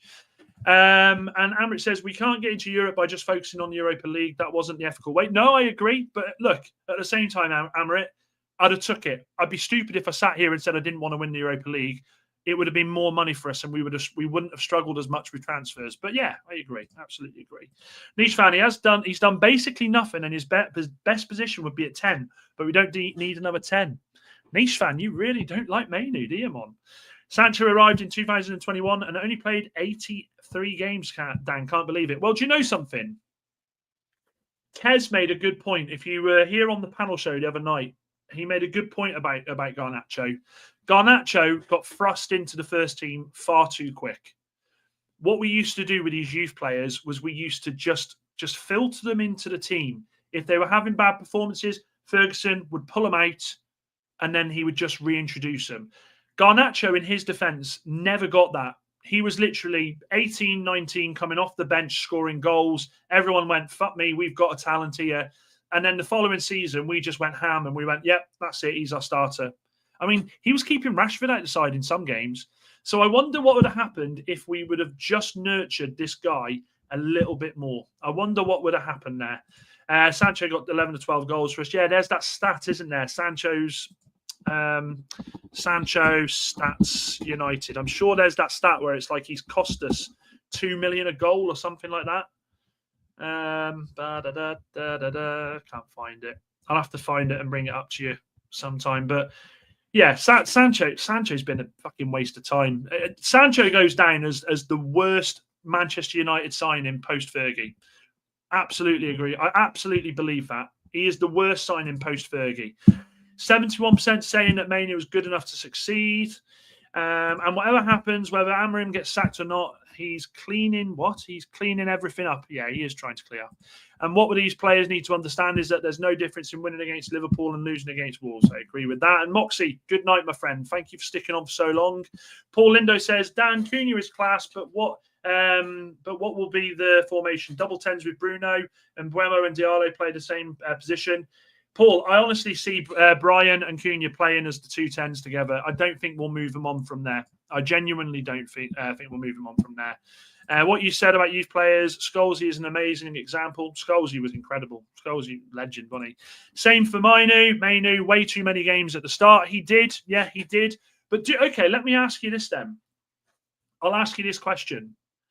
Have we got a manager that will absolutely pull Manu out of the starting 11 if he's not performing and then reintegrate him? Is that not what he was doing last season when he was fit? When you look, you have to look at it in different aspects. Everybody has a favourite player and everybody says this player should be playing week in, week out. Why is he not fucking playing? But sometimes you have to think about the good of the player and sometimes it is a case of what's best for them is to be pulled out of the first 11 and then reintegrated. So it's a good point. It's a good point. Also, currently for the last 10 years, what academy players except McTominay have actually reached their full potential? Yeah, but would you say McTominay's reached his full potential? He's had one decent season at Napoli. Yeah, that's great. Would you say that? So, are we saying that him hitting the heights? I tell you what, you've got me asking a question here. So, McTominay.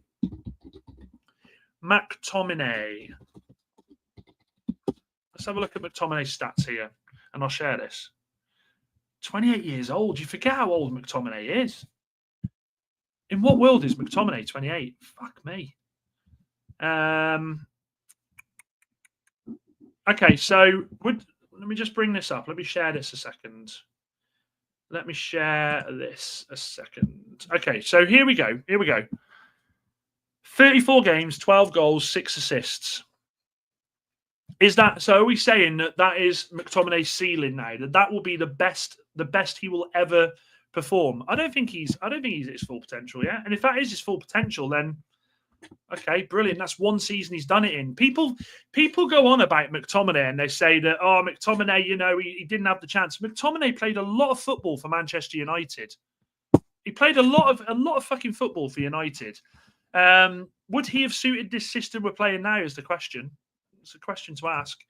If you could go back in time, which of these 3 signings would you not do? Mount, Ugarte or Xerxes? It'd have to be Mount, wouldn't it? It would have to be Mount. We paid far too much, given the number 7 shirt, and he's played what? How many games has Mount played for United? Let's have a look. Mason Mount for United. Got him down as an attacking midfielder. He's 26 now, 27 at the end of this year. Mount's played.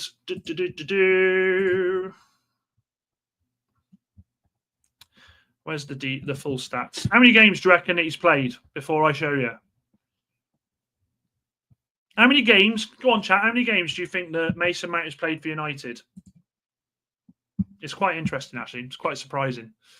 How many games has Mason Mount played for Manchester United? Put it in the comments. It's quite surprising, actually. I was quite stunned.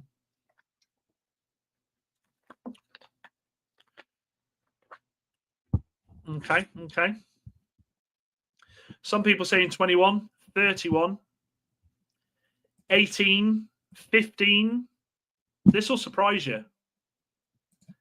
Mason Mount has played 46 games for Manchester United. Let me just share this with you. 46 games for Manchester United. How the fuck has Mason Mount played 46 games for Manchester United? That can't be right. What are they including in there? Are they including friendlies against the under-21s? How has he played 44? That's ridiculous. The bit that does worry me, let me zoom in a bit more on this one. This is the bit that is concerning. Oh God, I zoomed in a bit zoom happy there. Look at that. 4 goals, 1 assist. That is absolutely fucking abysmal. That is abysmal. Yeah, exactly. Must include pre-season. I'm not sure about starts. Let's have a look. I'll see about starts in a second. Santa, waste of a number 7 shirt. I agree with that. Are you counting them training games with the team winning photos? Might seem the most useless. I agree. And yeah, let's get those likes up and subscribe, people. It is free. It is free. It's a great point. Should we retire the number 7 shirt? It seems to curse every fucker who plays with it. Let me have a look and see if we can find that out. Let me just zoom out a second because I'll be there for fucking ages. Right,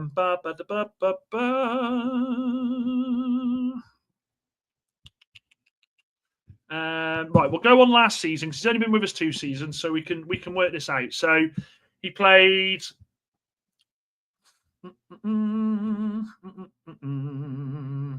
Fucking hell, this can't be right, guys. This is appalling. Guys, I don't know if you can see this, but I don't think Mason Mount has played in 90 minutes for Manchester United.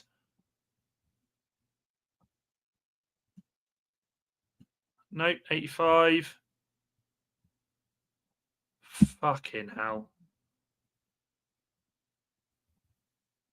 Oh, there we go. Fucking brilliant. Mason Mount has not played a full 90 minutes for Manchester United. That...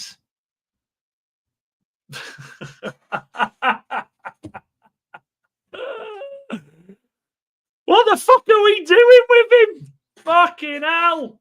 Oh, God. Mason Mount has completed 90 minutes once in his Manchester... I'm putting my hat on because my hair's a mess. Has completed 90 minutes once for Manchester United. That is fucking abysmal. Oh, my God. Oh, God. That is just fucking heartbreaking. Big up, Ryan. I hope you're well, buddy. Hope you're well. Fucking hell. Niche fan says, Red Devil, sorry, I don't mean to make you pessimistic about this season. It's just Bruno and Casemiro in the mid. Clearly don't work, so Amorim will push Bruno into the 10. I don't think he will. Ronaldo, best Cantona, Mount, spot the odd one out. Dan, I fucking don't need to, do we? Where's Beckham? Why is Beckham not on there? Should retire the 7 shirt temporarily until someone properly earns it. I'd have happily... Look, I've said it before. I'd have give Cunha the number 7. I'd have give Cunha the number 7. And yeah, Ryan, I love that comment because you're literally just saying, Dan, he's crap. That's terrifying, that is. And waste of a number 9 shirt on Rasmus too. Mount's highlight was when he scored 2 goals against a team which were already down by 6. That's why I'm saying the number 7 should go to Brian immediately. United won't do that, though. Manchester United aren't that club that will turn around and say, right, we're taking that number off you. You don't fucking deserve it. We're giving you number 28 and we'll put the 7 on someone else. Yeah, you say that, Philip, but I'm not sure. I'm not sure he does, you know. I'm not so sure he does.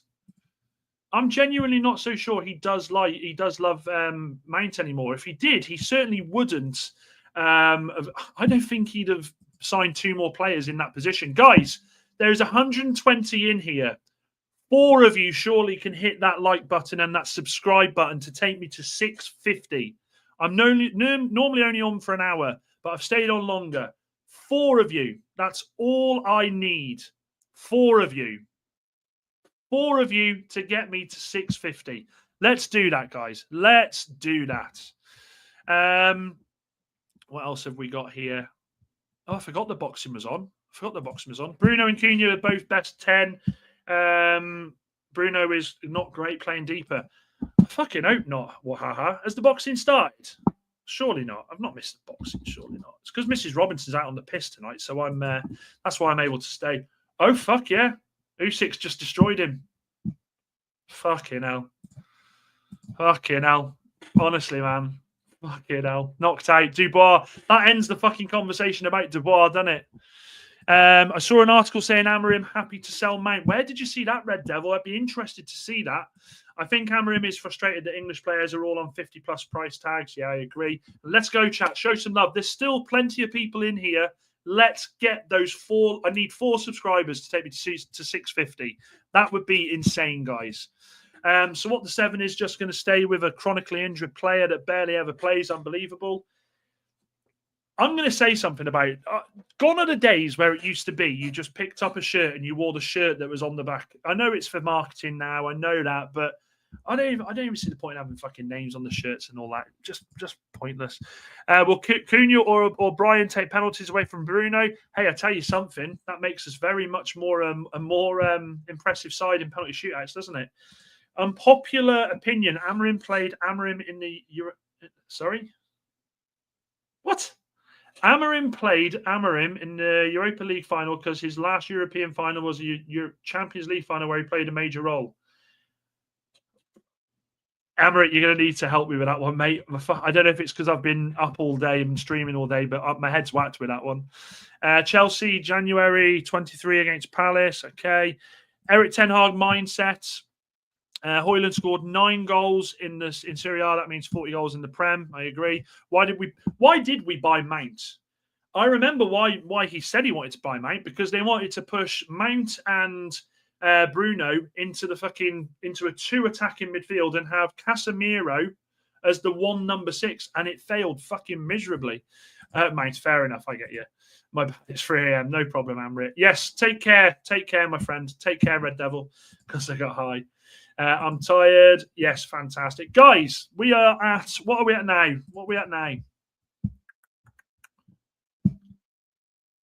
4 more. Come on. 4 more subscribers. It takes 2 seconds. There's 120 of you watching. Hit the fucking subscribe button. Let's get that 650.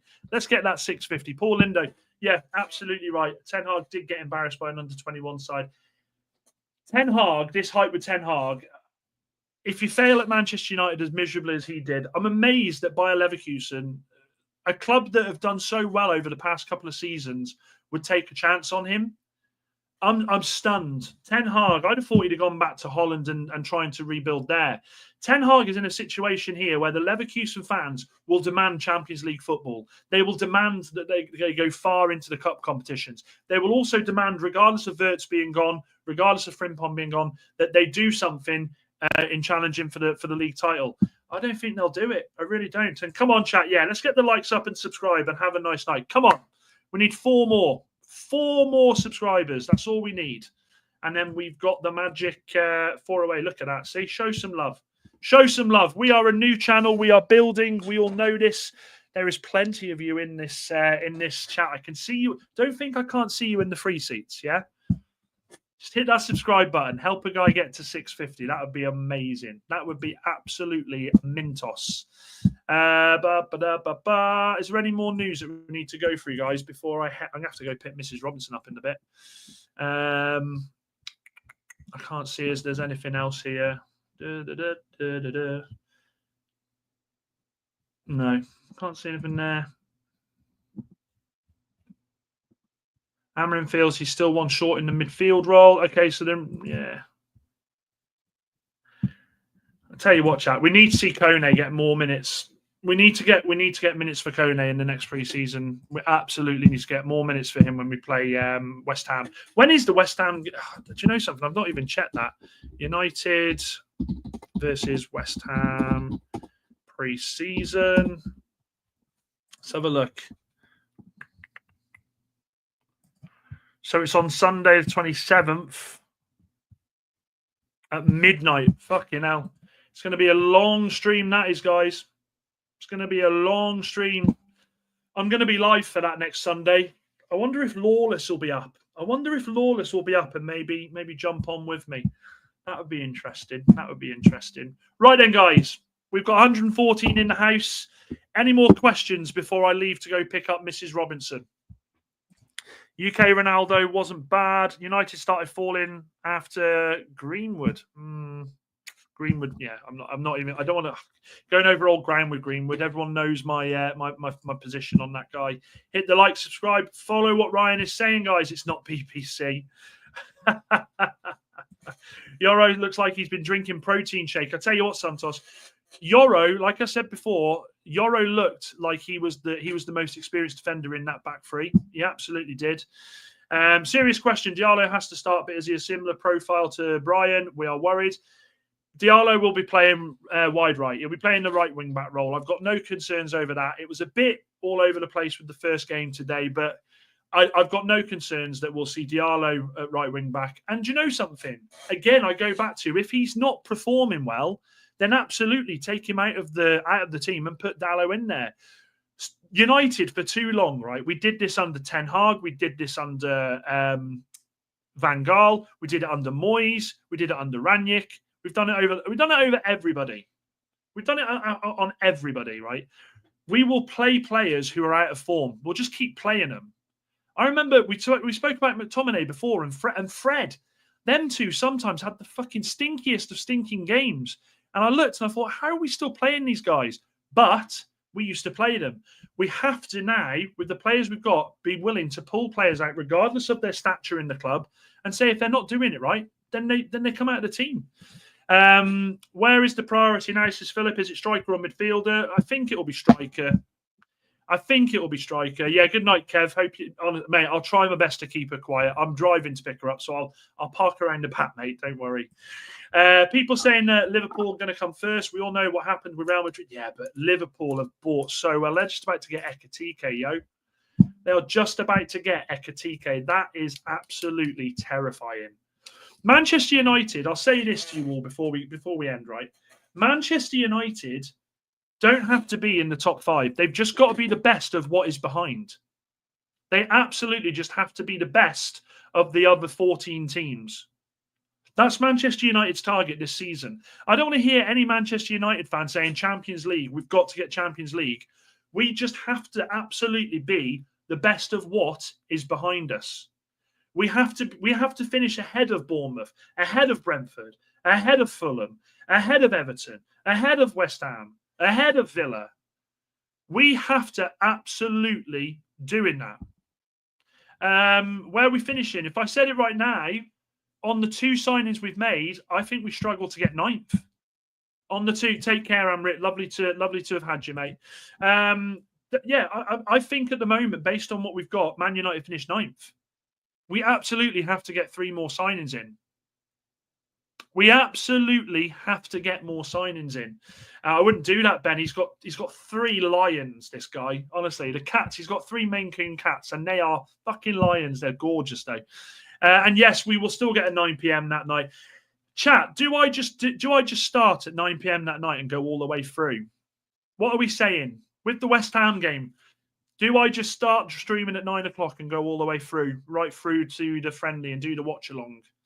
That would be a good question. I might look at that. I might just do that. I might just stream from 9 o'clock, because you think about it, stream from 9 till 10.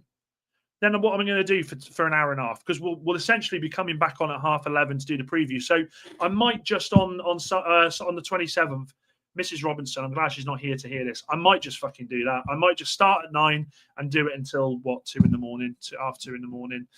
What else have we got? Dorgu has not shown me anything to justify the hype. He seems very mid to me. Thoughts, says Paul.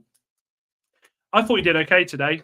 I think Dorgu come into a team much like a Ugarte last season. I think he come into a team that was absolutely on the floor. Didn't have anybody challenging him for that left wing back role. Dorgu's he'll be another year older. He's got the experience of playing in the Premier League. I think he'll be okay. And I think with him and Leon, United, if they play it right, will be fantastic. I think they'll be fantastic. Not just yet, but potentially in for years to come. Amrit says, one more thing. Liverpool, no money spent. Basically last season, Prem win. This season they spent. It's a good point. It's a fucking good point. West Ham are getting relegated. Leeds staying up. Potter is shite. Arsenal match Wednesday, 12:30 a.m. Fucking hell. Honestly, I'm going to have to literally... I might have to have a lie-in on that Sunday. I might have to stay in bed till 12, and then I'll be all right for the night. Well, Haha says, I agree, but give him time. Said this before, has huge issues completing any kind of passes. I think we're all in agreement here that Dorgu will get more time. I think he was good today. I think he looks solid. The one thing Manchester United have, which is a positive and it is a negative, okay? And I'll tell you this. United have players that have potential to go on and be fantastic footballers. They do. They have players that they've brought through the youth academy that they've paid money for that have the potential to go on and do great things, okay? They also are in desperate, dire need of bringing in players who can play now, who are at their I'm talking at their best now. And if they don't do that and they rely on these youth players, I fear that is where we will struggle. I feel that is where Manchester United will struggle. You'll burn out the youngsters. You'll completely destroy their confidence. It destroys them. So we need players that have experience to come into the squad now to make that perfect mix. This isn't going to be a class of 92 thing. That is a once-in-a-lifetime thing.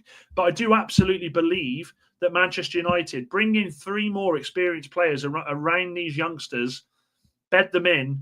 They could have a fantastic potential on their hands with 5 or 6 players that could go on and do things. I'm talking Leon. I'm talking Yoro. I'm talking Heaven. I'm talking Mainu. I'm talking Diallo. I'm talking Obi. I've probably missed people out there.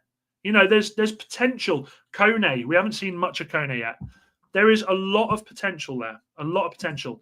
9 o'clock till 2:30 on a school night. I'm definitely going to see if it's payday the next day as well. I'm not sure if I could. Dorgu as well, Z. You're right. Completely right. Dorgu, you're right. I don't know if I'm going to be able to do it. I'll do this. I'll do the watch along, but I don't think I'll get the day off. If Arsenal win the Prem, we all have to go to another planet for a year. Their fans are so unbearable. Come on. Yeah, I love that, Ryan. I will find you. I will find you. Arsenal, I tell you what, Arsenal have to be looking at this season and thinking that they can do something. They absolutely do. Guys, look at that. We've done nearly 2 hours. I am out of here. Thank you very much. It's been a great stream. We've got through a lot of stuff tonight. It's been phenomenal. I will see you all at 9 p.m. tomorrow. Hopefully, we'll have plenty of news to discuss. Other than that, guys, as always, Dan United, Brian Brigade, Uta!